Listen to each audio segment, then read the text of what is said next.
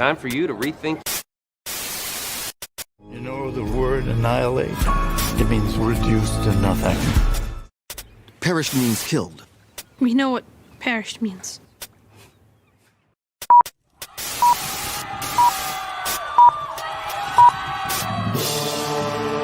Welcome, and thanks for joining us for Rethinking Hell Live, where evangelical Christians discuss what the Bible says about hell and put conventional and controversial views to the test.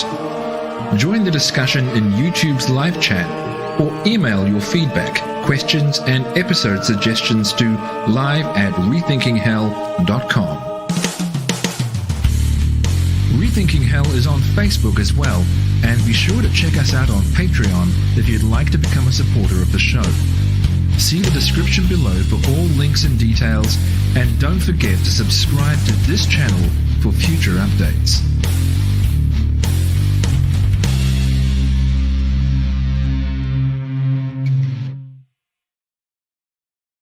Well, hello and welcome to another episode of Rethinking Hell Live. My name is Chris Date, and I'm yet again joined by my friend and fellow rethinker, William Tanksley. William, how you doing, man? Not too bad. Good. Not too bad. Good.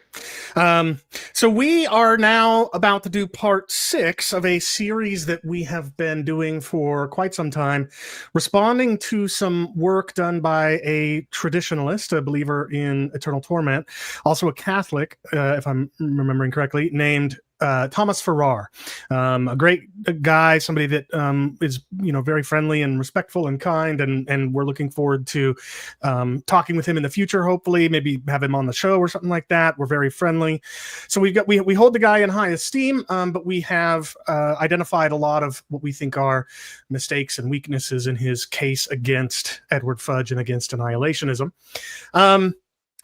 We've covered a lot of ground in the previous 5 episodes, William, and if I'm not mistaken, we're now at what will likely be the final episode of the series proper, the final episode in the series in which we'll be playing clips and responding to them. We may do a follow-up after this, so sort of summarizing the things that we've covered in this series.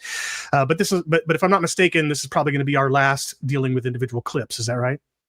That's the plan. That's the hope. And hey, we'll see. But you know what? This one is actually worth coming back and looking at drawing the whole thing together. And I hope people are gaining a lot from going through this. My thanks to Thomas for his excellent work here. Yeah, and I know that Thomas has been listening to at least some of the episodes in the series and intends to listen to them all. So when this series is over, I'll just speak to you directly, Thomas. We'd love to continue the conversation in a more synchronous fashion rather than this sort of asynchronous back and forth kind of format. So maybe we'll be able to do something like that where we can continue the conversation in that way. Before we get into clips that we prepared, I just want to do the usual housekeeping or exhortation here at the beginning of the show to do those YouTube things, the things that every channel, every content creator asks you to do. So when this video is over, if you appreciated what you saw or if you liked it, click the thumbs up button, the like button on YouTube. If you haven't already subscribed to the channel, please do subscribe. And if you haven't clicked the notifications bell to get notifications whenever we schedule new streams or publish new videos, then I would encourage you to do that as well. All those things help our channel benefit from YouTube's algorithms, but there are other things that you can do as well. Share this video on social media, comment on the video, make sure you watch until the end, even if you have to watch in parts. All those things help us out. And if you have the ability and the desire and the conviction to help us out financially, we'd very much appreciate that as well. We are entirely donation funded. Our channel isn't monetized, at least not yet. We don't have advertising or anything like that. So if you want to help out what we're doing, you can become a patron at patreon.com/rethinkinghell, or go to rethinkinghell.com and find the donate or PayPal button there on the homepage. And with all that out of the way, really quick, hi Peter, it's great to see you. Thanks for tuning in. Also, a Dutch viewer named JTW3D said some time ago that this would be at 3 a.m. his time or her time. I don't know if you're awake or not right now, but thanks for tuning in either at such an ungodly hour or afterwards once the stream is archived. And then finally, Vanessa, you're thanking us for our faithful work on this topic through the years and that you've learned a lot from us. We very much appreciate that, and we're blessed to have had a positive impact on you. So thank you for being a fan of the ministry. All right, without further ado, William, if you're ready to go, we can dive into our clips and continue our responses. Let's do it. All right, here we go. So again, just as we have... Oh, wait, I should mention that we are now... So we've been, instead of going through these very long videos that we're getting these clips from, instead of playing them in order, William has done the hard work of organizing the clips we want to respond to in various subsections or thematically linked clips. And the few clips we're going to start with here at the beginning have to do with place language. So that's what we're going to be discussing here. So again, just as we have throwing into Gehenna, we have in 12, 4, and 5, we have thrown out of the kingdom of God here. And the place that is described here, again, is not named, but it's referred to as with the locative adverb eke, which can be translated in that place. And interestingly, in the Greek version of 1 Enoch 22:11, again, Enoch was not originally written in Greek, but there are Greek fragments of it. The euphemism, that place, eke, in Greek, is also used for the place of eschatological punishment there. So I say euphemism because it's almost like the place is too horrible to be named, so we'll just call it that place. All right, William, what did you want to say in response to this clip? I've got some thoughts, but I'll share them after you. Well, my first, let's look at what exactly he's describing. He's calling this a euphemism, or I would call it a stock phrase. And the Bible does use stock phrases, and an example would be that day.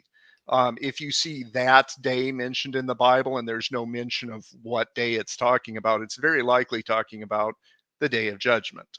So right. Just to flesh that out a little bit for the hearers, you're saying if they use like the demonstrative pronoun that followed by the noun day, that very likely refers to something very specific, emphasizing a particular point in time. But if they just use the adverb then, it doesn't have the same significance or euphemistic nature as the expression that day, right? Well, I didn't say that yet, but you're right. Typically, a stock phrase has to be recognizable. You know, there has to be something about it. So you see the phrase weeping and gnashing of teeth, and it's the same every time. You know, I don't know. It's close enough to the same. It's translated the same every time. I haven't checked that. So we would call that it's fair to call it a stock phrase. And phrases like that day, even though it does change, it'll sometimes be called the day or the great day. Phrases like that, you still get the idea that they're talking about the same thing. But there is a difference that you can't see in English. So he's just read to us. Remind me, this is what verse are we looking at here? On the slide, he's got Luke 13:28. Yeah. So Luke 13:28, for example, and he reads, "In that place there will be." So the problem with that, as distinctive as "in that place there" sounds, it's a translation, a very expanded English translation of a single Greek word. And it's a single Greek word that doesn't even change its form. It's just an adverb, which that means that the sentence is happening in a specific place that was described before. And what you just said, the word "there" is the simplest translation of it. And that actually is in just before this verse, or the Matthew version of this verse at least, we see he says, Matthew says, he saw there a man who had no wedding garment. And then in the next verse it says, and he threw him out into the outer darkness.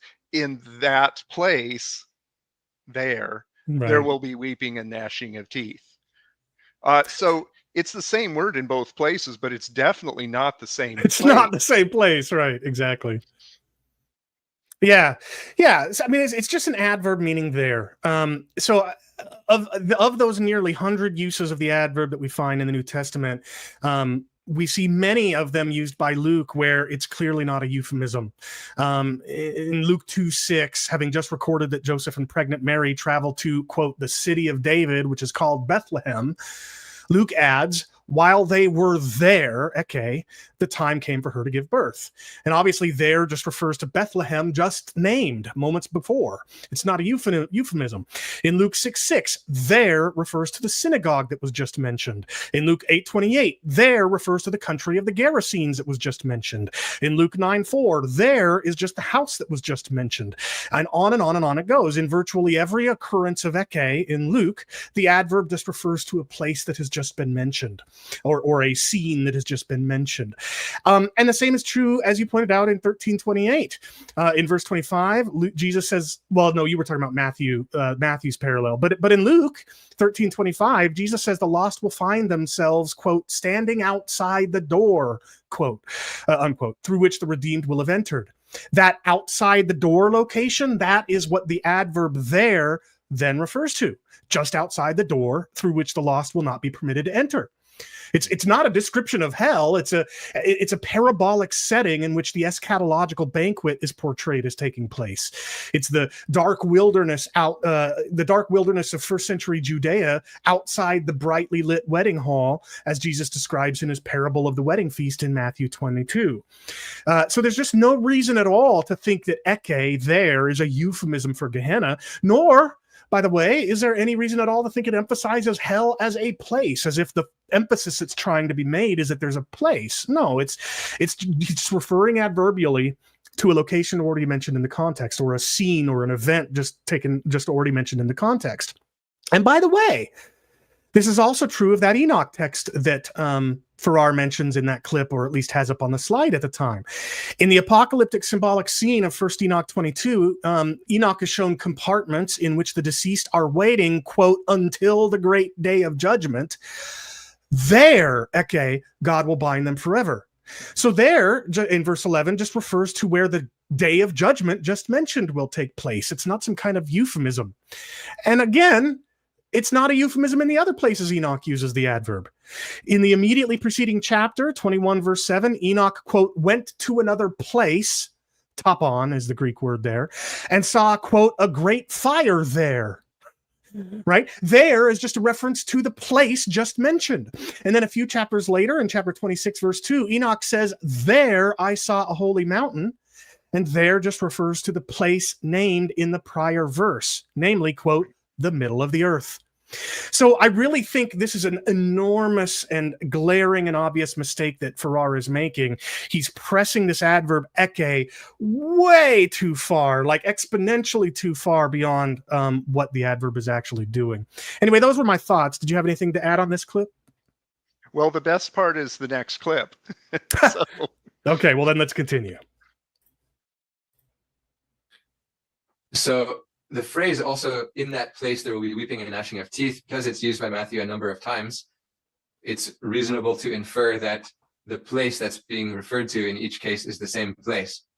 And so here in Matthew 13, that place is called the furnace of fire, which is clearly Gehenna. Okay, so wait, did I let that finish? Hold on. Then I'll mention... was that the next clip there? Yeah, okay, all right, so we'll come back. So you said that clip is even better than the one we just played. So what are your thoughts on it? Well, my thoughts are, and I don't want to put too much on Thomas for this one, but I think it's a nice contrast for us to bring up. Whatever he meant by this, here is a place where in that place just refers back to what we were talking about, or rather what Matthew or Mark or Luke was talking about. In this case, in that place, he says refers to the furnace of fire. Mm. I will challenge that, but the point is that this is how you normally read a verse, and where you see the word there, you just think about it. Okay, what are we talking about? It's probably about the same Yeah, situation. it refers to an antecedent, right? Something Right. just mentioned. Right. So I wanted to bring that up as a contrast against what he just said, where it's this where in that place refers all to the same situation, whereas here it makes more sense. He brings up a point that it makes more sense to see it as referring to just the situation we're talking about here. Hmm. Okay. Again, I don't want to overstate an accusation against him that he's contradicting himself, because I'm listening carefully to what he said, and it's possible he's saying the same thing. Sure. But nonetheless, he's also right that you just look to find out what place it is you looked previously. Hmm. Now, you also, I think, had a word or two to say about the larger phrase, there will be weeping and gnashing, that's somehow more significant than just the adverb there. Is that right? Sure. Yeah. And so when you claim you have a stock phrase, you want to try to pick up the whole stock phrase in as many places as you can. So there will be weeping and there will be weeping and gnashing of teeth, or in that place there will be weeping and gnashing of teeth, is much more it's a much more complete stock phrase, because it turns out it does appear in many places. Mm. And so if you take just a part of that out, you lose the rest of the stock phrase. Right. Or at least I believe that's that's what would happen. You can just join two stock phrases together, Yeah. but the fact that those never appear separate from one another, even assuming that a single word can be a stock phrase. Yeah. So maybe an imperfect analogy or comparison might be take the expression that we're going to be talking about a little bit later, furnace of fire. I think, let's see here, specifically, I'm talking about the Greek phrase tein kaminon tu puras, right? The furnace of fire, or the fiery furnace in Matthew 13:40. That is a stock phrase. We're going to find out about that a little bit later. It's a phrase that Jesus and or Matthew are reusing from the Old Testament. And again, I don't want to let the cat out of the bag, but we'll come back to it. But it is a phrase. It is a recognizable phrase. So imagine if somebody just took out the word fire and looked at other places where the word fire is used and tried to make some kind of grand point about that single word fire without respect to its position within the larger actually stock phrase. Would that be kind of similar to what you're saying is going on here? Very good point. You certainly could do a word study on fire, and you'd hit this verse. That would be very important. We have Webb Mealy published a great study on fire, but this is a crucial part of the use of your study on fire, that this is actually referring back to Daniel's fiery furnace, Right. in exactly the same Greek phrase. Exactly. Yeah. I do have one other thing to point out. I'm gonna what I'd like to propose is that a lot of the time when you see in that place, what you're talking about is the situation that was just depicted. Mm-hmm. I just like to propose that as something to think about when you're weighing the meanings. It certainly can mean literally at that location. It can also be a little bit more expansive in that whole situation that I just described. Mm-hmm. And the reason that would make a difference in, for example, Matthew 13, following verse 40, is that would describe the whole judgment scene as being the location of the weeping and gnashing. but we will discuss some of the reasons for that a little bit later, where we discuss the when of that scene, which is a different question from the where. Yeah, like, so imagine, again, imperfect analogy, but imagine I'm coming up with this off the cuff, so if it falls flat, then oh well. But I used to struggle with stage fright, and I still get nervous, but because I've done so much public speaking and stuff, I've gotten a lot better at it. But I'm very familiar with the terror, the fear of stage fright. Now imagine you had somebody like I was before I did any public speaking, terrified of getting up in front of people and speaking. And let's say they had a mentor who gave them some kind of mental exercise to do before they have to give some kind of public presentation. What that exercise is doesn't matter, but it's an exercise that is intended to make the person more confident and less nervous as they begin to speak. And so imagine he says, after, he describes the exercise to his student and then says, now, when you find yourself on stage, taking in your first breath to speak to your audience, having done that exercise, there you will find yourself fully, confident and competent, and you'll no longer be racked by fear. What is the word there in that English description I just gave? How is it functioning? Is it functioning to emphasize location? Is it functioning to emphasize the place I'm in? Probably not. In fact, if it is, what is the there? Is it my heart, in which metaphorically, where I'm feeling the contentedness and competence and confidence that my mentor tells me I'll have after doing this exercise?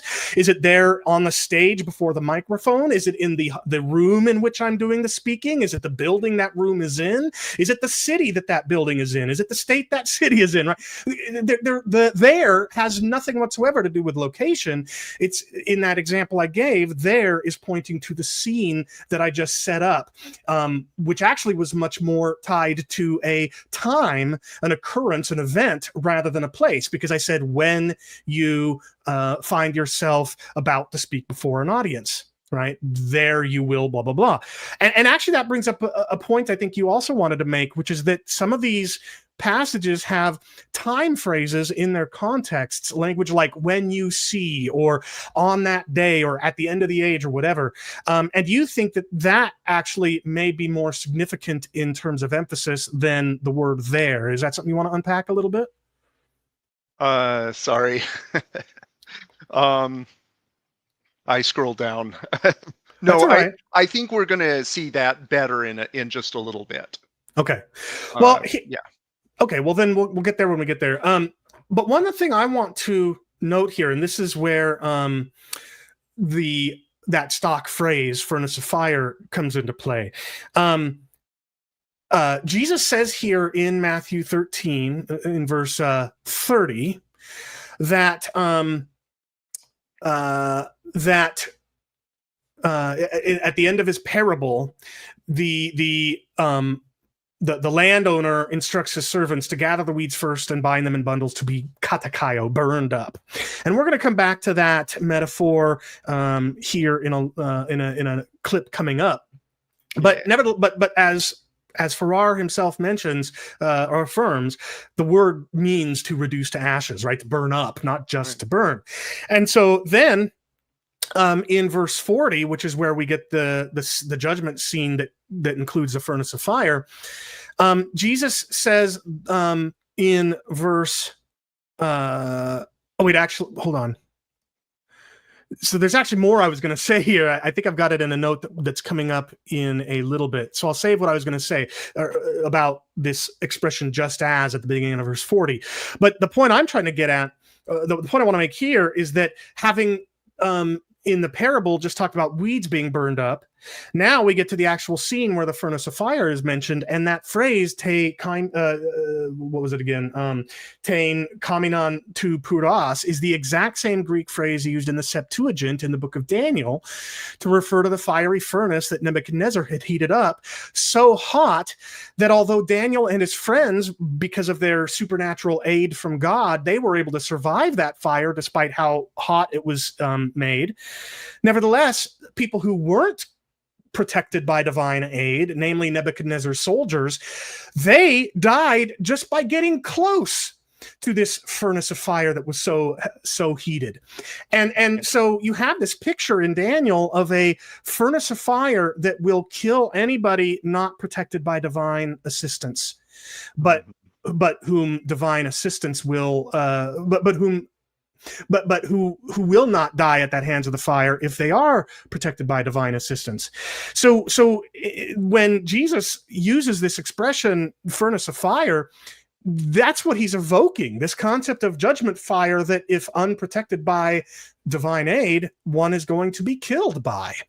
So we've got not only the burning up of the weeds in the parable, but we've also got the furnace of fire allusion to Daniel and Nebuchadnezzar's furnace of fire, which kills those not protected by divine aid.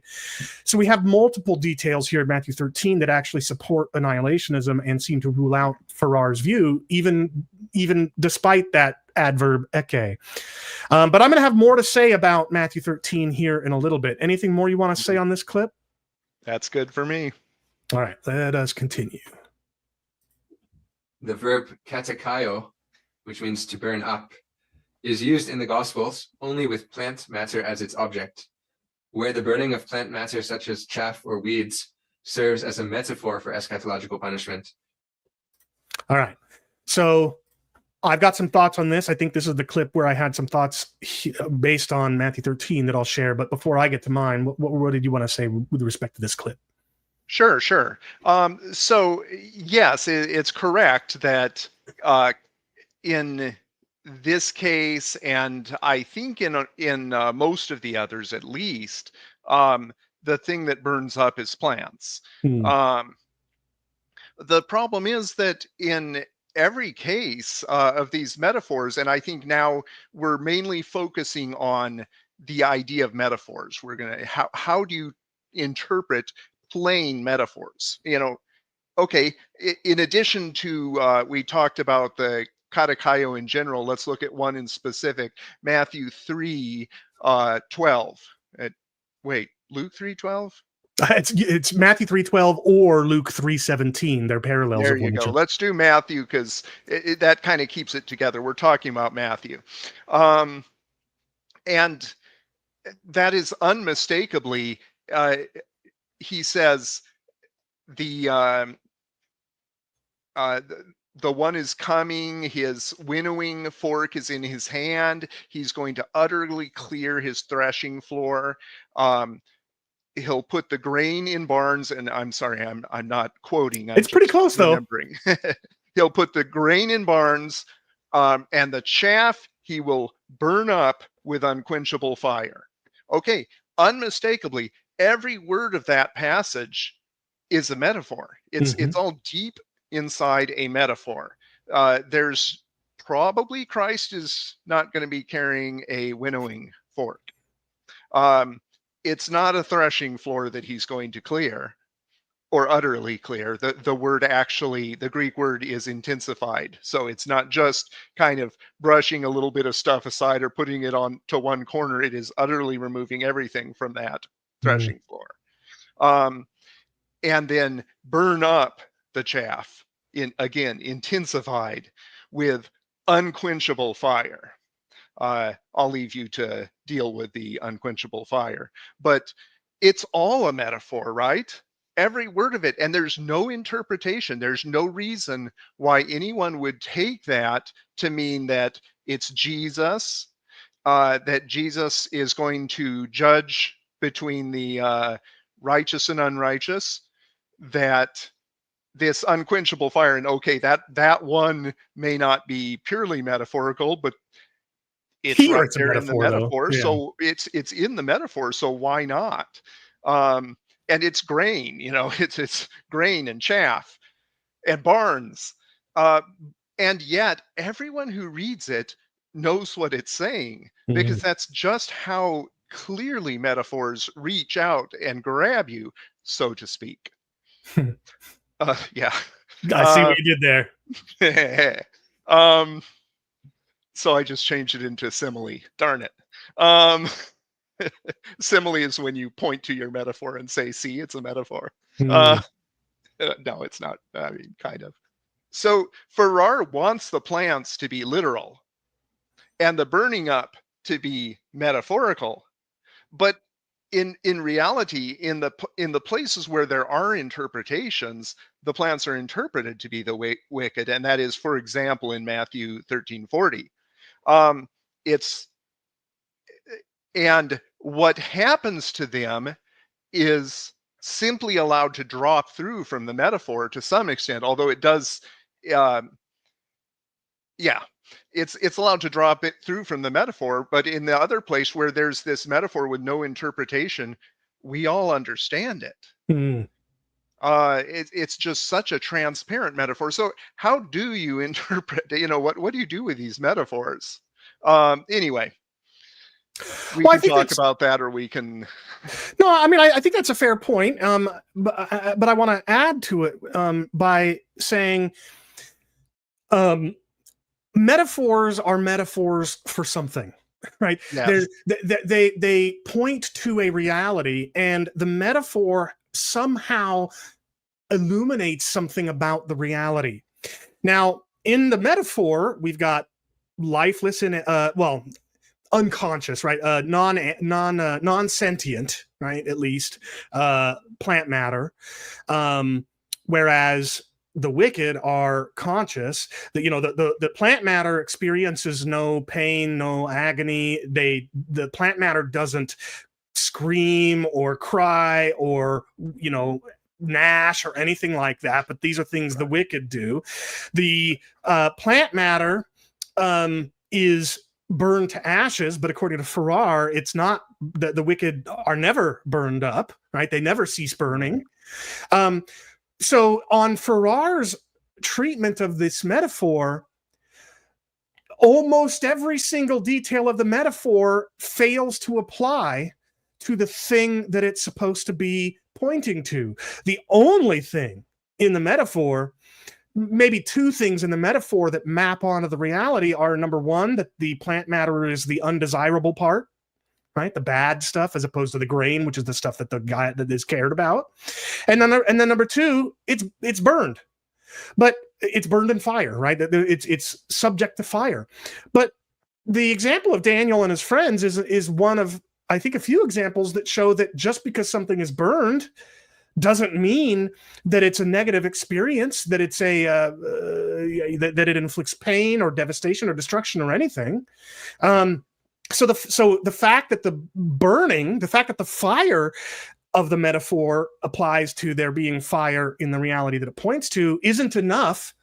And so on Farrar's view, all that the metaphor really points to is the undesirableness of the wicked. It basically completely fails as a metaphor to capture anything that a metaphor is meant to capture. But now, if on the other hand, the point, that the main thing emphasized by this part of the metaphor, namely that the chaff is going to get katakayo, burned up, right? And this would fit well with the fact that he utterly clears his threshing floor. The emphasis that those things serve to communicate is that the wicked will be gone, they'll be destroyed. Now that maps, especially to point out an additional detail, those barns that he expressly puts grain in barns. Now, barn is a very poor picture for heaven, but it does serve to illustrate the contrast between preserving something and completely destroying it. Right. So on the annihilationist reading, the metaphor functions exactly the way that it sounds like it functions, and the way that a metaphor would be expected to function. But in Farrar's view, almost none of the details in the metaphor map onto the thing it's supposed to be serving as a metaphor for. And really the only thing that is meaningful on Farrar's view is the fact that they're called chaff. Otherwise, nothing else gets you to a negative judgment experience. So I think our take on the metaphor is far more fitting than Farrar's. Now, I do have some other thoughts, but I wanted to give you a chance to wrap up anything else you wanted to say on this clip, or have you said everything you wanted to say? Yeah, let's see. No, that's that. Okay, I'll add one more thing. To me, it's really interesting as you look through all those metaphors. The toughest thing that I think Jesus deals with in a metaphor is a tree. There are dead trees that are cut down and thrown into the fire. Nothing else can stand the fire, and trees do not notoriously stay whole in fire, right? Even though they certainly last longer than chaff in unquenchable fire, which is just, that's like multiplying the intensity. Oh, sorry, I want to see that. Oh, that had nothing to do with what you were saying. I was just putting up Nick's observation that all of Farrar's exegesis is going to be shaped by his placement of his subjecting himself to the authority of Roman Catholic teaching, right? Which isn't relevant to what you're saying. And the great thing is, it makes him a fearless interlocutor. He can adopt any point that we say about a verse's interpretation, and it doesn't faze him, because he goes, "Yeah, I don't believe your interpretation, and it doesn't matter if I did, because I'd still believe the magisterium." Yeah, no fear, and it's fun. It's really cool to discuss with him because of that. Yeah, as a side note, one of the things I think that we at Rethinking Hell might consider doing in the near future is to leverage the biblical teaching about hell as an apologetic countering Roman Catholicism. William, you're probably aware that we have people on the team who have family members who are finding themselves attracted to Catholicism, or in some cases maybe Eastern Orthodoxy, and they have talked and they're concerned about that, and they think that there may be value in leveraging this biblical teaching of hell that we're so familiar with as an apologetic against, to protect those family members from going into those other denominations, however you want to describe them. I'm going to use softer language than I actually feel here. And in fact, we'll probably be taking this a whole bunch of different ways. I'm actually fascinated as I study the early church fathers. I did 3 years of reading Irenaeus, and I have found that there's a lot of depth that has been basically unexplored in Irenaeus specifically. But like Catholic scholars, we looked earlier at Griffiths. We have a very old presentation that I think Peter Grice presented on a Catholic author called Wilde, and he looked at Griffiths mainly. I've gotten a chance to look at him again, and I'm really impressed.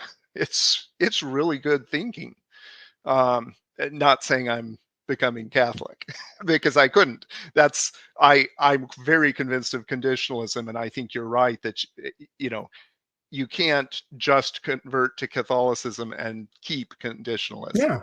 Well, in fact, we have a member of the team, behind the scenes, who has felt the proverbial tug of Catholicism or Eastern Orthodoxy, and it has been largely his conviction that the Bible teaches annihilationism that has prevented him from going on those directions. So I just think that there's room here for Rethinking Hell to explore entering the Roman Catholic versus Protestant debates using biblical teaching about hell. But that was neither here nor there. So here's a few things I wanted to add to our commentary on this clip. First of all, let's just, granting for the sake of argument, that's not even the right way to put it. Yes, Farrar is right that this word katakaio in the New Testament, or at least in the Gospels, seems to be restricted just to descriptions of what happens to plant matter. However, As you yourself pointed out here in Matthew 3:12 and its parallel in Luke 3:17, the plant matter in the metaphor is katakaiod, or consumed, burned up, with or by unquenchable fire, asbestos fire. Now, this is really important because even if this is a metaphor and it's not meant to capture that the wicked will literally be burned up, it nevertheless says that in the context of the metaphor, what burns up the chaff is unquenchable or asbestos fire. And what that means is that the phrase unquenchable fire cannot be pressed into service in support of eternal torment, because the chaff doesn't continue burning after it's burned up.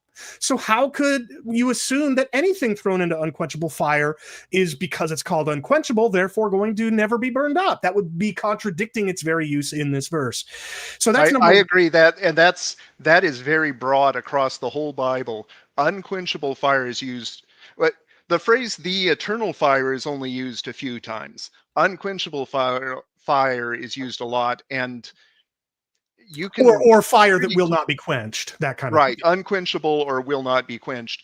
Either way, it means fire that will completely devour that thing. Yeah, it's meant so you to can take emphasize. it and join it with consuming fire, which it's this one concept.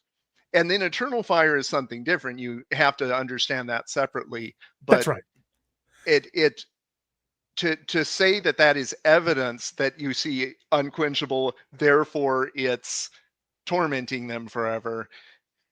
No, that's right. The evidence is against that. Direct. It's not just like that doesn't prove your case. It's like that's not what it means. Yeah, it's the other way around. In the Old and New Testaments, the expression captures the irresistibility of God's fiery wrath, and because it's irresistible, it completely devours.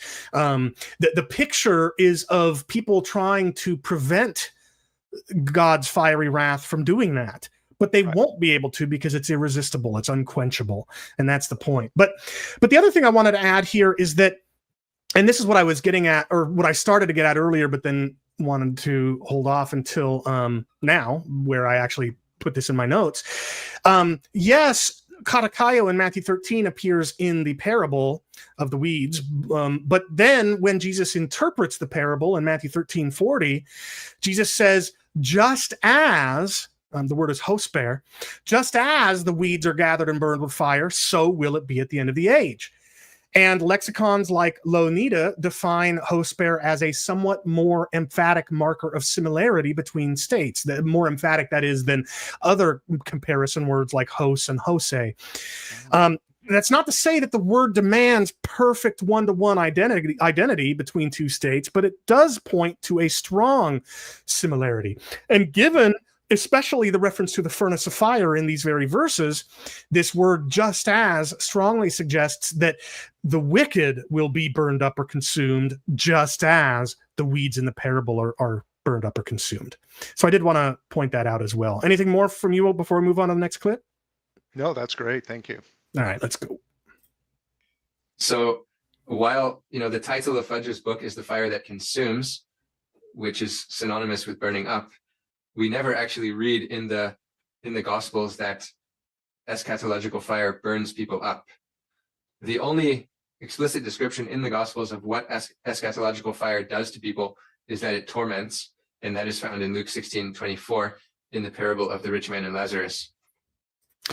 Now, there's a lot of thoughts I have on this verse, beginning with, just to tee you up, why does Farrar assume that somehow Fudge's title of his book ought to be based on something specifically in the Gospels? I don't understand that. But anyway, that did make me uncomfortable. I thought I had a gotcha for him, and it kind of is, because he shouldn't have said that. But I think maybe he just did that on the fly and thought he had a gotcha for Fudge. But of course, Fudge's title comes from Hebrews 12. So it isn't in the Gospels, and it doesn't claim to be. It's, the whole Bible is inspired and so on. Hebrews 12 and 10, and I'll quote them here in a little bit. But anyway, go on. Right. Yeah. So it's yeah, I hate it when I do that, when I think, ooh, I can say something really clever. But I also did a quick look around in the Gospels, and he's generally right. Most of the comments about final judgment that refer to fire and so on are metaphorical. They're in a metaphor or a parable, and so he's technically technically correct, the best kind of correct. Well, except I did find one, Luke 17:29. On the day when Lot went out from Sodom, fire and sulfur rained from heaven and destroyed them all. So will it be on the day when the Son of Man is revealed. So that is an eschatological passage and does include fire and sulfur, but although it is an analogy, it is not a metaphor. It's Well, just and although it doesn't use katakaio, meaning burn up, or estheo, I think means to eat or devour, even though it doesn't use those words, that's clearly the picture, because it's referring to a historical event recorded in the Old Testament in which the wicked in Sodom and Gomorrah are in fact burned up by fire from heaven. And Jesus here says, so will it be on the day when the Son of Man is revealed. So you got there an implicit claim that the eschatological fire consumes the wicked. right. And so he ends by saying that this is unlike, you have this explicit teaching about eschatology, in that it says there will be pain. And I don't disagree that you have explicit teaching, but I could point to a lot more passages that teach about eschatology, that by using the phrase on that day, it will be more tolerable for Sodom than for this other city who rejected Jesus's disciples. That's much more explicit teaching, because it's actually talking about the day of judgment. This is Luke 16, which is not explicitly eschatological. It's explicitly said as soon as you're right after some unknown time after the man dies, but while his brothers are still alive. Its timeline is kind of weird, and it's one of the I don't want to say the only passage in the Bible like it, but I don't know of any other one. Yeah, so you're rightly calling into question Farrar's claim that this is sort of explicitly eschatological, but I'll take it further and call into question the use of the word explicit in the first place, regardless of... That's what we're talking about. Yeah, explicit and metaphor. Well, yeah, exactly. I mean, by his own admission, this is a parable, and imagine him saying that the picture of a servant being bound hand and foot in the brightly lit wedding hall and then being thrown out into the wilderness outside, in first century Judea. Imagine him, or like, the parable of, I think it's the parable of the fish or of the nets, and in the parable, good fish are kept to be eaten and bad fish are thrown out to sea. Well, imagine still to live, right? The good fish are eaten and they die, even though they are a metaphor for the righteous.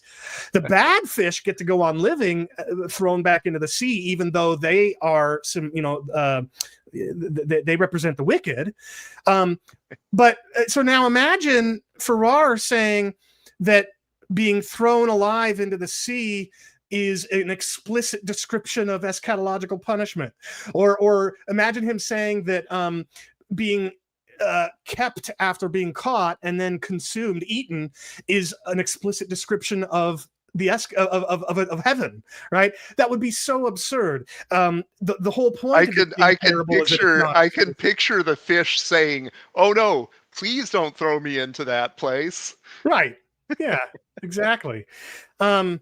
And then, yeah, like you said, the title, A Consuming Fire, or The Fire That Consumes, yeah, it's not a direct reference to the Gospels, but it is a direct quote or reference to Hebrews 12:29, which calls God a consuming fire, or maybe even more appropriate, more likely to inform the title of Fudge's book is Hebrews 10:27, which refers to final judgment as a fury of fire that will consume the adversaries. So yeah, this whole, gosh, there's so much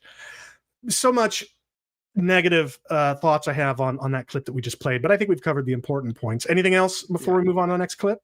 This is great. And the next clip, we're going to move into a different section. Rather than discussing metaphors and interpretation, we're going to talk about imprisonment and inescapability. All right. Well, then let's hear what Farrar has to say. Amen, I say to you, you will never get out until you have paid the last penny. And the word amen is found in Matthew, but not in Luke. So, the eschatological interpretation of this saying is that it is an implicit warning about the consequences of not settling accounts with God before the final judgment. Now, notice, by the way, Farrar said the eschatological interpretation of these words. Right. But right off the bat, I mean, my first thought is, yeah, but why should I adopt an eschatological interpretation? But anyway, what were your thoughts on this clip? Well, you're exactly right. One of the interpretations is that it's not eschatological, that it's actually saying the way Christians should get along with other people, that we should be eager to put aside disputes, settle them as quickly as possible so that we can get back into fellowship. Because otherwise, this says that they'll take you to the judge and the judge will make you pay every penny. Right. That can be literal. It can also be metaphorical, of course, because disputes with finances are not the only kind of disputes people have between them. And so it can still be only slightly analogous. And of course, absolutely it could be eschatological, but if it's eschatological, that doesn't mean we can't pay those debts in a way we'd rather not pay them. Whether that means a finite amount of suffering, for one example, or whether it means to die. And perhaps there are, if you've gone off and you've murdered someone, then you deserve to die. If you've committed fraud, then shame and exposure, and so the negative experience is very different. But that happens if you're actually going to pay it off. It has to be finite.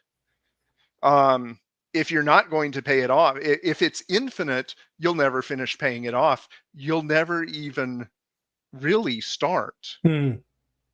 Well, yeah, that makes sense. That's true. But even if it's not infinite, if it's extremely large, which is the case in the parable, some other parables he's talking about. You're right.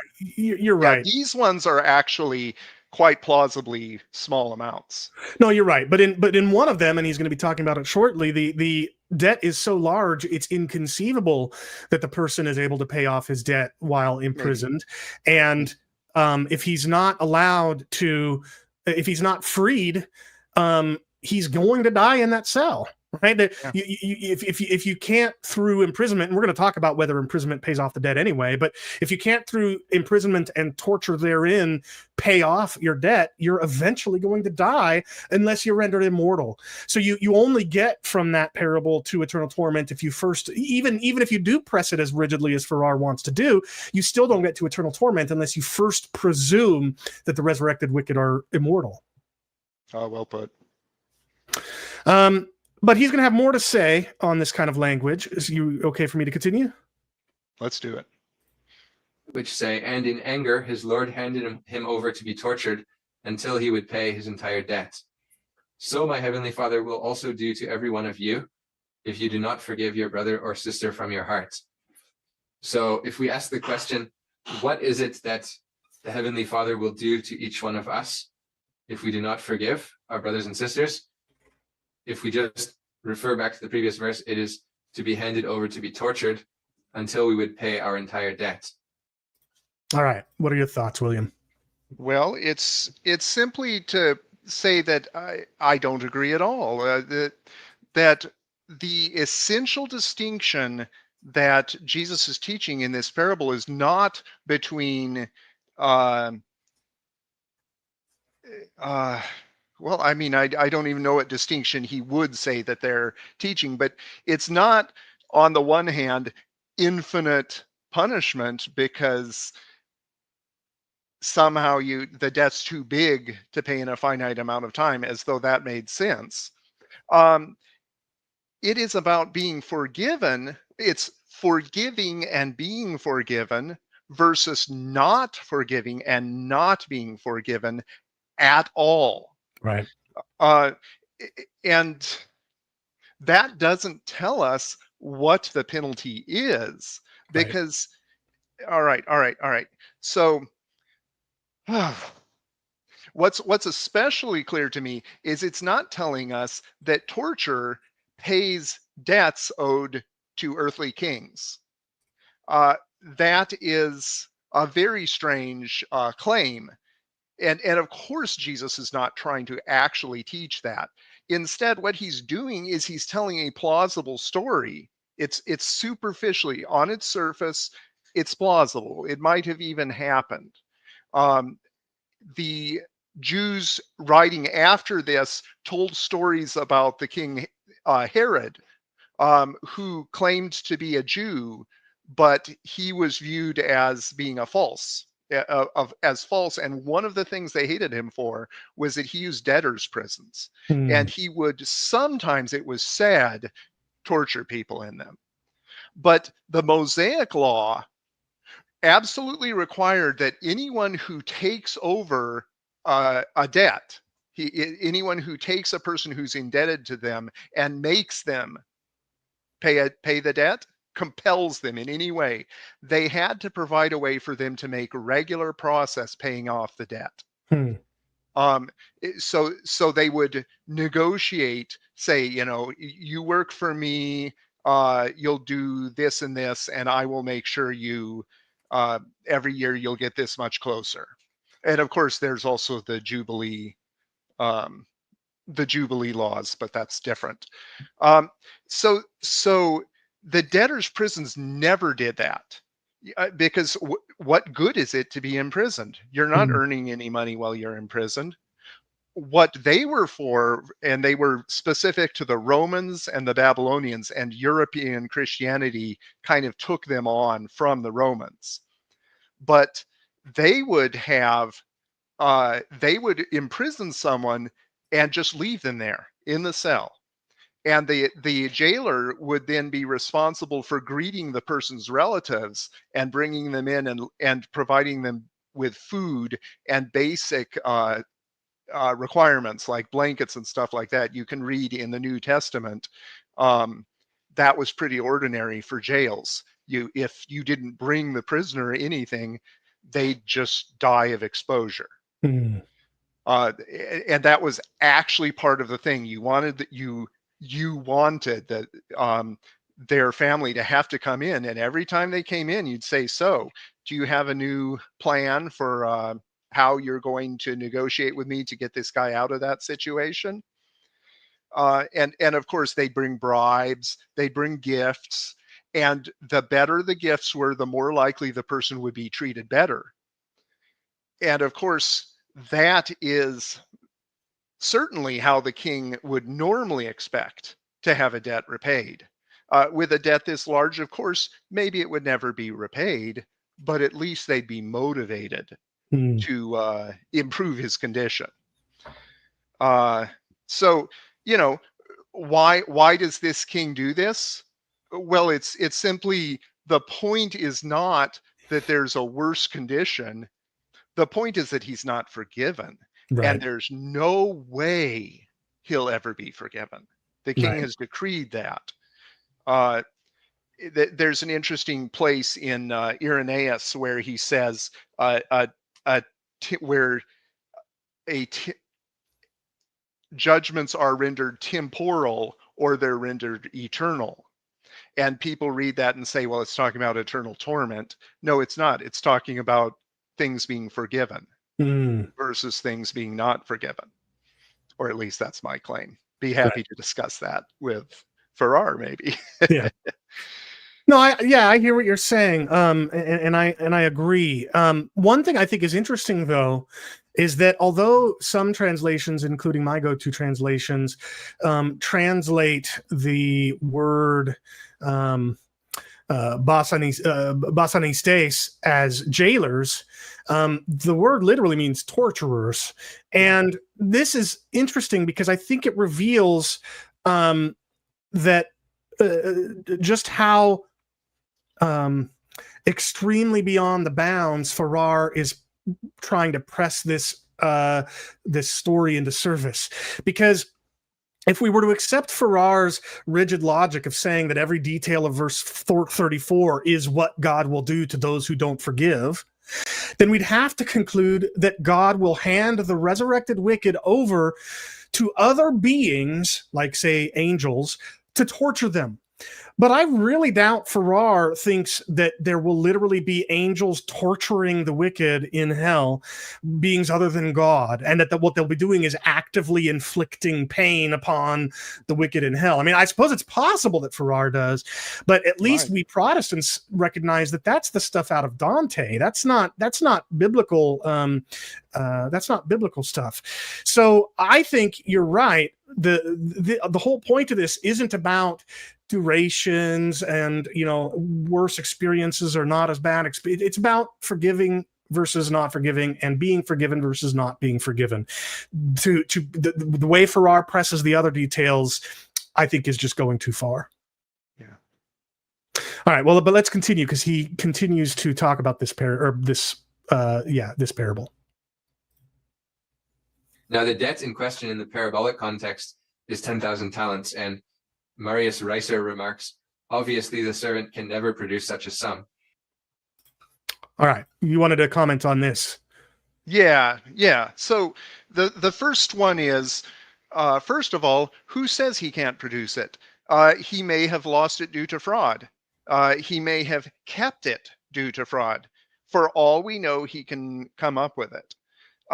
But much more important than that kind of speculation, if the size of the debt is intended to show duration of imprisonment, why would the parable include a lesser debt that the great servant refuses to forgive the lesser one of? The amount of that is named also. And it makes no sense to propose that this is somehow talking about a different duration of punishment. No, it's funny. It's money. It's a parable, and those are two amounts of money. I would say that the point of the size that reconciles those two is to talk about the cost of forgiveness, how much gratitude is appropriate for forgiveness. God paid an insane debt on our behalf. Nobody could have thought that, well, it's the immortal God would die. That doesn't even make sense. Chewbacca defense there. Yeah, that's incredible. Such a debt, such a payment. Okay, the point of the size is to say how much forgiveness costs and how much gratitude is appropriate. Our forgiveness truly costs us. Some debts that have been done against, I haven't been hurt that badly. Some debts have been worse than others. It would cost me a lot to forgive them, a lot. But there are people that can't imagine forgiving the debt that's against them. And well, this is for them too. It's as terrifying as that seems. It feels absolutely terrifying how much that forgiveness will cost us, but how much more forgiving us cost God. But another separate point, torment doesn't return the king's cash. In the parable, torment does nothing to restore. It says you'll be handed over to the torturers until you've repaid the full amount.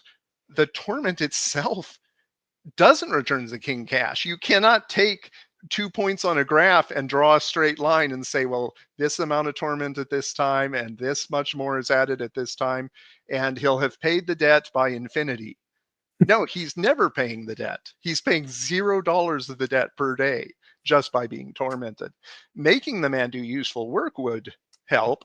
Selling the man to someone else would, which was what the king was looking at before. That was a more productive judgment. But the only reason to imprison him, I've mentioned this before, is to make his family pay. In context, the point I think is going on here is that God does not do partial forgiveness plans. We do not negotiate with God to be a little bit better. You are either forgiven everything or you owe everything. And yeah, I'd be glad to debate that against someone who believes in purgatory, like our friend Thomas. Very good. All right, now, William, we're not even quite halfway through the clips we've prepared, and we're already a little over an hour into the show. I have a proposal. Okay. We have a whole bunch of clips coming up all about Luke 16, and then we have 2 clips at the end about the atonement of Christ. I'd like to propose that we skip ahead right now to those last 2 clips on the cross, and then we do one more. We say we lied at the beginning of the show, and this isn't our last proper response. We'll do one more, and it'll be all on these Luke 16 clips, and then we'll do a summary episode wrapping things up. What do you think about that idea? Would that be okay? That's a good thought, and who knows? Maybe if we do Luke 16, I can spend some more time. I believe I have Friday off. I can spend some more time and actually rebuild a survey that's centered around Luke 16, because of course Luke 16 is a big deal. We don't want to skip out on it. Yeah. Well, I don't. That's why So that's what I'm saying. We can spend more time, but we can probably cover a survey of his whole points while focusing on Luke 16 and only alluding to other things. That's right. Okay, well, in that case, I'm going to queue up our final 2 clips for today's episode, which will be on the cross. But why don't you introduce the concept of Christ as our substitute, because that's going to be the stage in which this discussion is set. William, I'm saying, why don't you, because in your notes you said introduce the idea of Christ as our substitute, right, before playing and responding to these clips. Sure. So we're going to talk about it, and to some extent, Farrar will introduce this. As a Catholic, he recognizes that penal substitutionary atonement is it's something that was invented by Calvin. So it's late Reformation. Not even Luther or the other early reformers. And as such, he doesn't have much use for that. But I would like to propose that even so, Calvin did develop doctrine there. I do think that it's a useful development. But even the people who don't accept that development can agree that Christ was our substitute, even if he wasn't the substitute in the strict sense of punishment. Right. So you're drawing the distinction between substitution views of the atonement, of which most Orthodox views of atonement include an element of substitution, but then there's also sort of the added layer of punition or punishment, and that's where we get penal substitution. And just because one believes in substitution doesn't necessarily mean one believes in penal substitution. Is that what you're saying?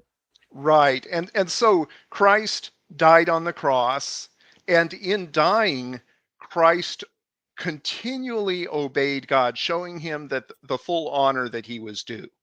That is Anselm's satisfactionary atonement. But in that, Christ is indeed substituting for us.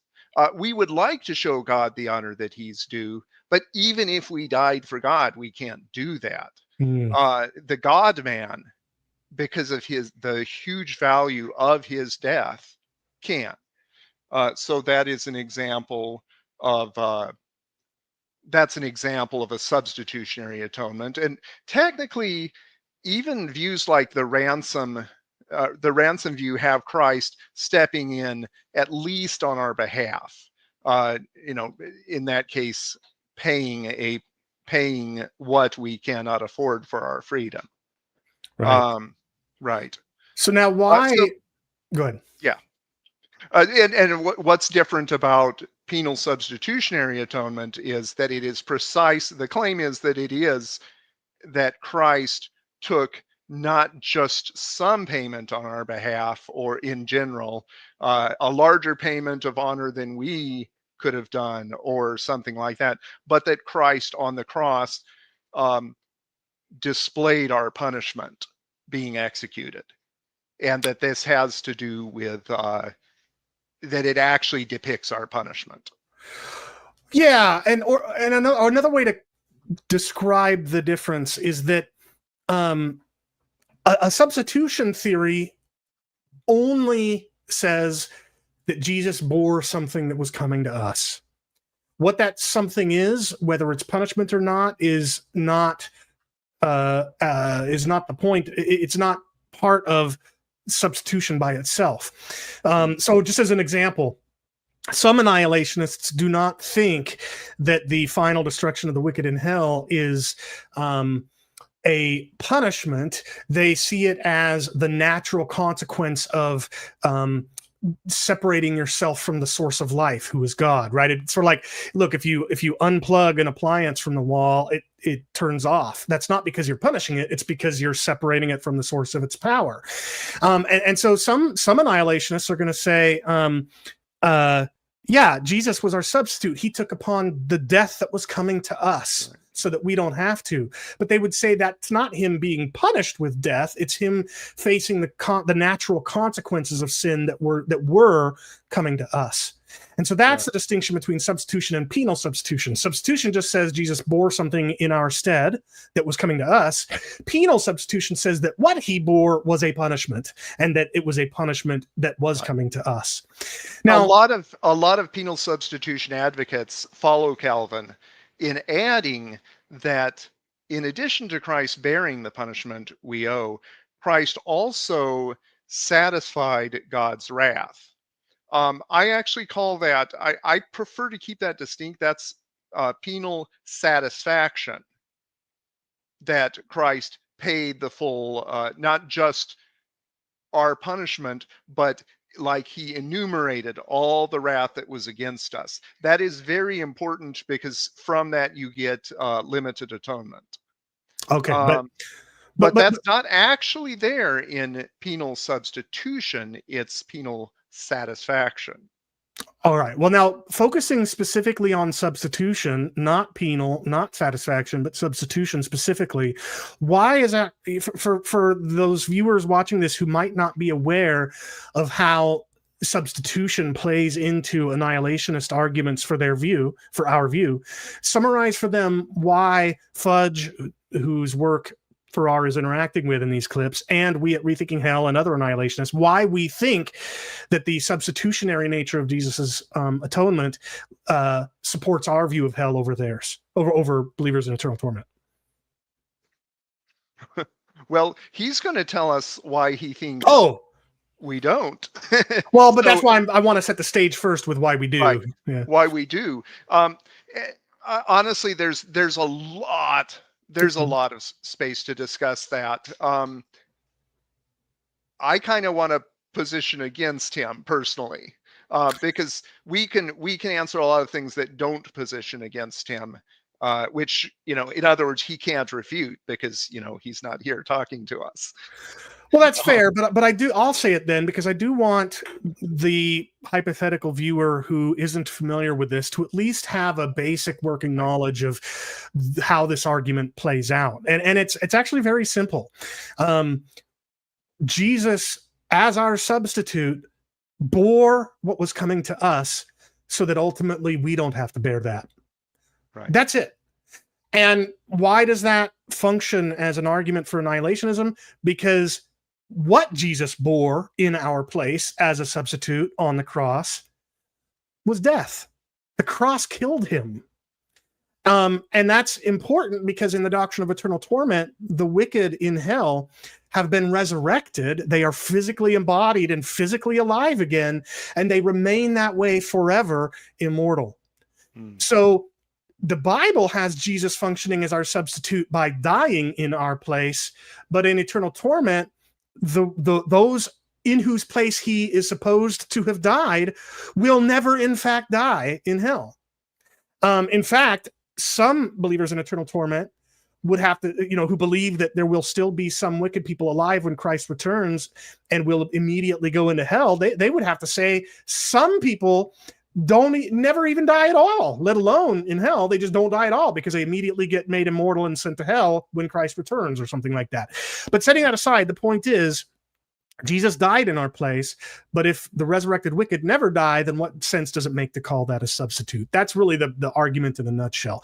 Now, with that having been said, why don't we go ahead and hear what Farrar has to say, and then we'll push back. But I want to remind viewers not just about what I just characterized as the argument for annihilationism from substitution, but also that it doesn't in any way, shape, or form depend specifically on penal substitution. It only depends on substitution. So let's hear what Farrar has to say. Now, the first point I would make about this argument is that it depends squarely on a penal substitutionary view of atonement. So if we do not hold to a penal substitutionary view of atonement, then the argument evaporates. And, there are quite a number of different alternative views of atonement that have existed in the history of the church, which time won't allow us to go into here.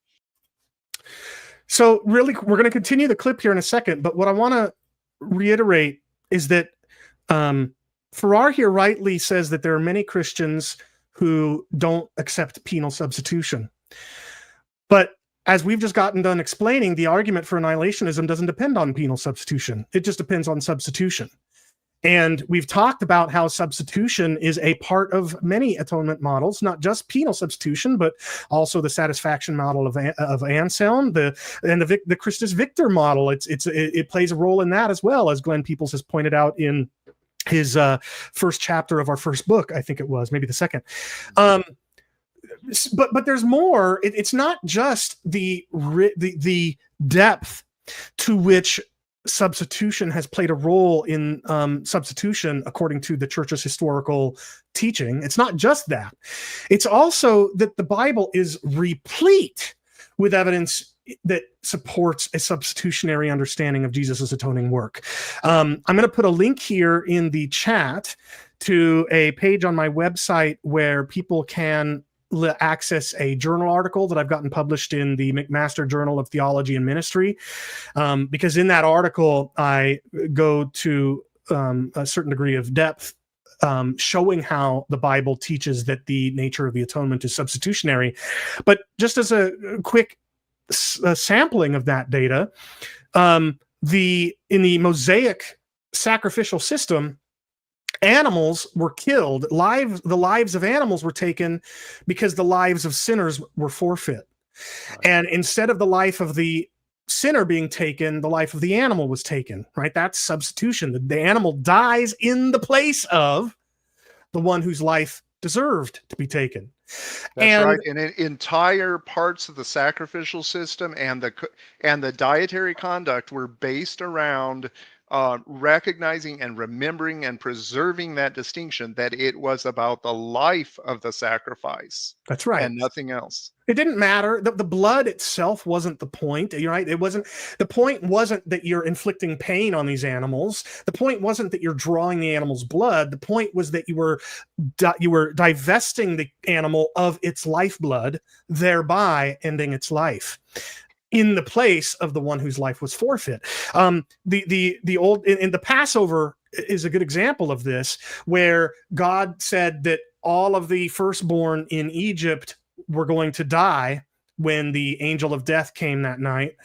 But he says to the people of Israel, perform this ceremony, sacrifice this lamb, and put its blood on your doorposts, and God will pass over those households and not take their firstborn. So notice what you have here. You have God's commitment to kill the firstborn of all in Egypt. Those are the ones whose lives have become forfeit. But the people of Israel are told how they can substitute that with the life of an animal in the place of, as a substitute for the firstborn in their households. And in the New Testament, Jesus is explicitly called the Passover lamb, right? So you've got this rich connection between the atoning work of Christ and the Mosaic sacrificial system, showing that Jesus is one of these substitutionary sacrifices. But then you've also got Greek language. You've got dozens of verses in the New Testament in which one or the other of two Greek prepositions are used. One of them is anti, alpha, nu, tau, iota. And then you've got, what's the other one? Do you remember what the other one is off the top of your head? Anti, meta.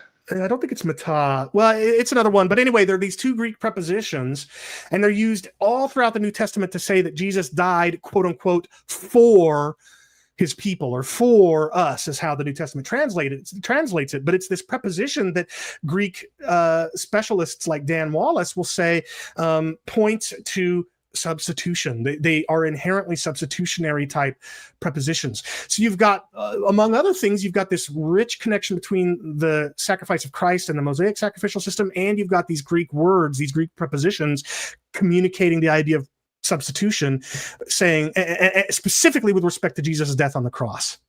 So again, I put the link in the chat for people who want to check it out, the link to where you can download my article for that detail, but I did just want to point it out. Now, with that having been said, anything more before we continue to this last, where he'll continue what he's saying in this clip? Yeah, no, that's good. All right, here we'll go. But I would also make the following point. The Gospels, however one interprets the language of eschatological punishment that we find in the Gospels, as embodied in terms such as destruction, Gehenna, outer darkness, eternal fire, etc. Whether we interpret that language as annihilationist or in terms of ECT, both sides have to concede that this language is not applied to the sufferings of Jesus. Jesus is not said to have gone to Gehenna, to have gone to the outer darkness, to have gone to the eternal fire. He's not even said to have been destroyed. I think there's one passage that Fudge quotes that refers to people that sought to destroy Jesus. Now, there is not even a passage that says, I think, that Jesus was destroyed in a purely earthly sense. So the Gospels do not, all should agree that the Gospels do not take the language of eschatological punishment and apply it to Jesus. So if one argues that, according to a penal substitution view, Jesus should have suffered eschatological punishment that was due to us in order to atone for our sins, well, the Gospels don't say that happened. So I think the argument just falls flat. All right, so William, the argument from substitution just falls flat because weeping and gnashing, fire, Gehenna, none of this language, weeping and gnashing, I said that, none of this language is used to describe what happens to Christ. So therefore, the argument from substitution allegedly falls flat. How do you respond to that argument? Well, I would say that we've delivered to you as of first importance what we also receive, that Christ died for our sins according to the Scriptures. Are you kidding me? Because it's in a different location that somehow it's not similar? Or because it's by a different means, like a death by fire as opposed to a death by crucifixion? How trivial can you get? This is death. And our claim is, and has always been, that it is simply death that has this effect on people. And yes, you can say, you can accurately push back against us with a lot of challenges. Trust me, we've heard them. Oh, well, okay, maybe not. Maybe you'll come up with something new, and that's cool. I can't wait to hear it.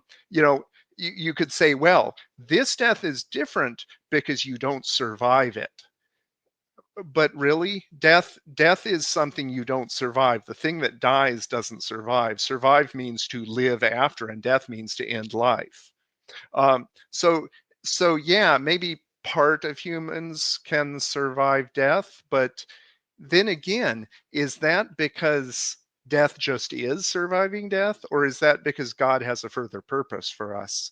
Hmm. At like 2 Peter 2:9 says that God knows how to keep the wicked for the day of judgment.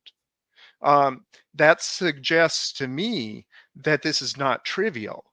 If God didn't do anything, if he didn't use his wisdom, there wouldn't be wicked at the day of judgment. And I don't mean they'd run off and hide somewhere, because that's not what happens to humans. We die. We're not there, Yeah. which is one thing Christ says in Luke 20 when arguing with the Sadducees. He says that those found worthy to attain to the age to come can no longer die. What happens if you're not found worthy to attain to the age to come? Doesn't that mean you're not there? It doesn't quite make sense. It's just like we talked about with the grain, the metaphor of the grain and the barns. There's a place to store, but there's no place to store the wicked, because they don't attain to that age. Right. Whatever means are used to apply that, that's a different question. And yes, it's entirely reasonable to have us answer that, but at least surface level, face value, I think we have a case here. What do you think? Well, yeah, I agree wholeheartedly. It's been said by people on all sides of this debate that, yes, there are verses that describe hell in fiery terms, describe torment, even if only in symbolic scenes in the apocalypse, that describe weeping and gnashing, which doesn't, as we'll talk about next episode, isn't really about suffering anyway. It's something else. We'll get to that.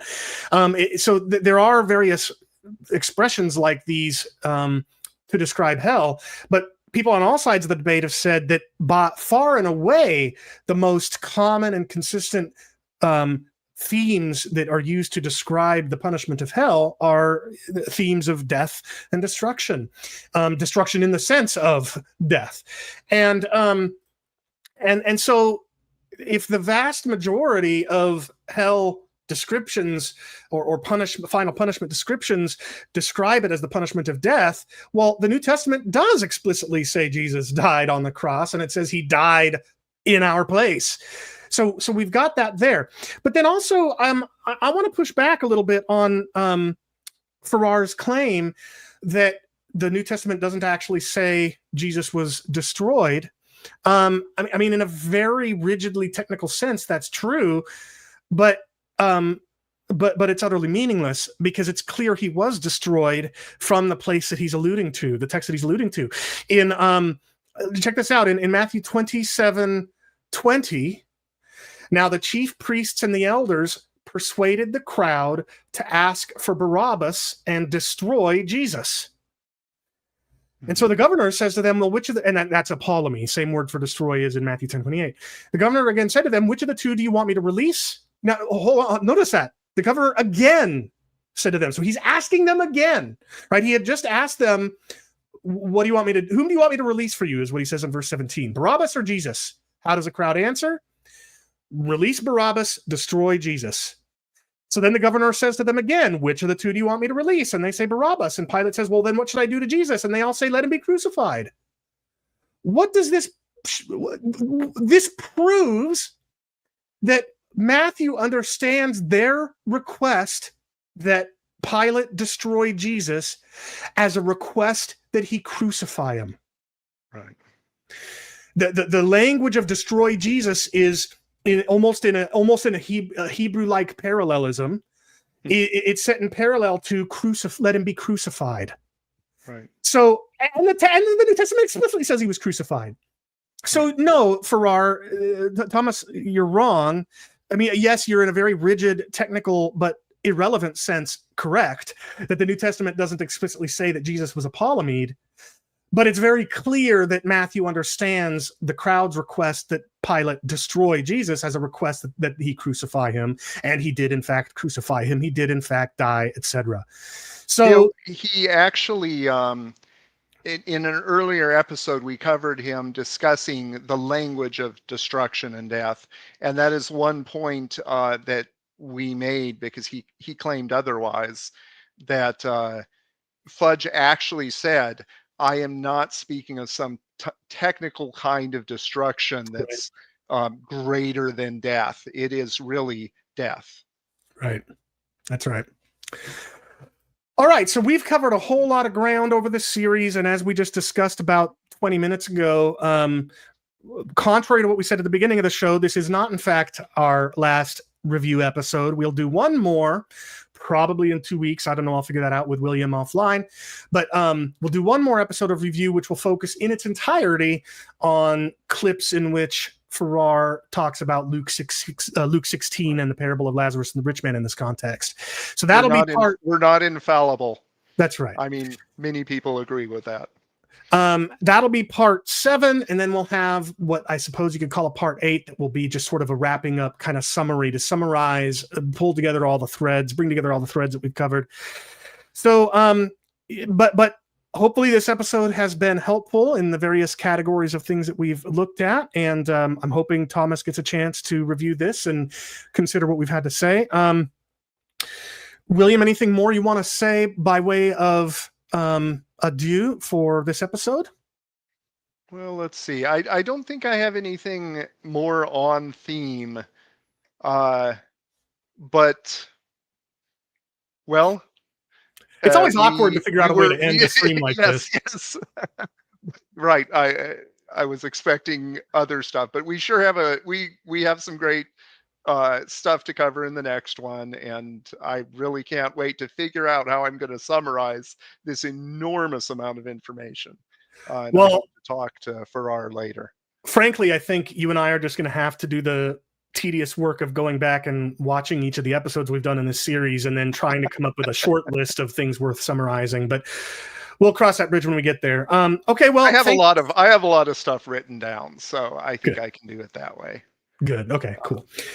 Well, I appreciate your time today, William. And those of you who've been watching live, thank you so much. Those of you who are watching this after the stream is over and it's been archived as a video on demand, thank you for watching. Just a reminder to do those YouTube-y things like subscribe, click notifications. Check out patreon.com/rethinkinghell if you want to help us financially, or go to rethinkinghell.com and find the PayPal or donate links there. And we'll look forward to seeing you in 2 weeks' time or so when we conclude our review of Thomas Farrar's traditionalist review of Edward Fudge. So until then, we'll see you next time. Man, look, maybe we should rethink this whole thing. I mean, you heard the guy. The pains of eternal torment. Yeah, I gotta rethink this whole thing.